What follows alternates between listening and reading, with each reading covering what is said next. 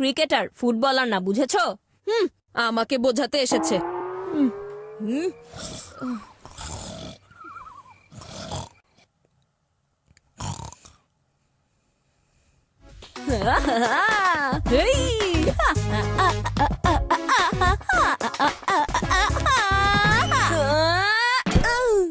বান্টি,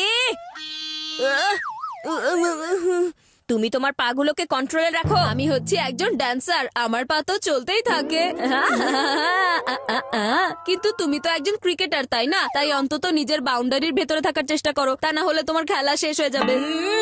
সকাল হলেই তোমার সাথে সব হিসাব বরাবর করব। আমি এখন তোমার সাথে ঘুমাতে চাই না। এর চেয়ে ভালো আমি ফ্লোরের ওপরই ঠিক আছি। তুমি কত সহজ সরল আর বোকা আমার ভাই। আমি তোমাকে বেড থেকে ডাউন করা মাত্রই তুমি মাটির ওপর শোয়ার জন্য রেডি হয়ে গিয়েছো। যাক, ভালোই হয়েছে।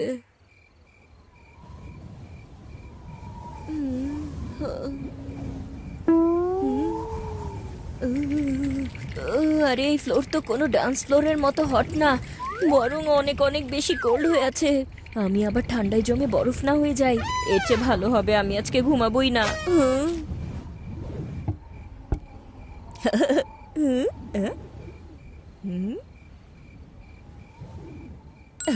আরে বান্টি, এবার দেখবে কিভাবে বাজাবো তোমার ঘন্টি।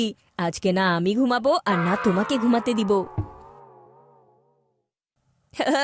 শহর থেকে অনেক দূরে একটা গ্রাম আছে, সেখানে একটা ভুতুড়ে দরজা ছিল, আর সেই বন্ধ দরজার ওপারে কি ছিল এটা কেউ জানতো না।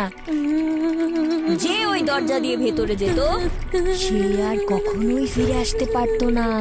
সেদিন চাঁদনি রাত ছিল, চাঁদনি রাত। আরে এসব তুমি কি করছো? তখন ঘুমাতে দিচ্ছিলে না, আর এখন নিজেই ভয় দেখাচ্ছো। আচ্ছা চিকু, তুমি তো ভালো করেই জানো আমি ভূতকে কতটা ভয় পাই।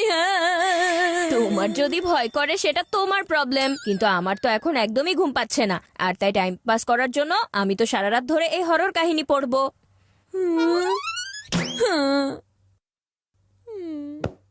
আর তখন ঝড়ো বাতাস বইছিল। সেদিন গ্রামে অনেক বড় তুফান শুরু হয়েছিল। দেখো চিকু, তুমি যদি আমাকে এভাবেই ভয় দেখাতে থাকো তাহলে আমি এই রুম থেকে বাইরে চলে যাব। বাবু সোনা, তোমাকে কে আটকে রেখেছে বলো?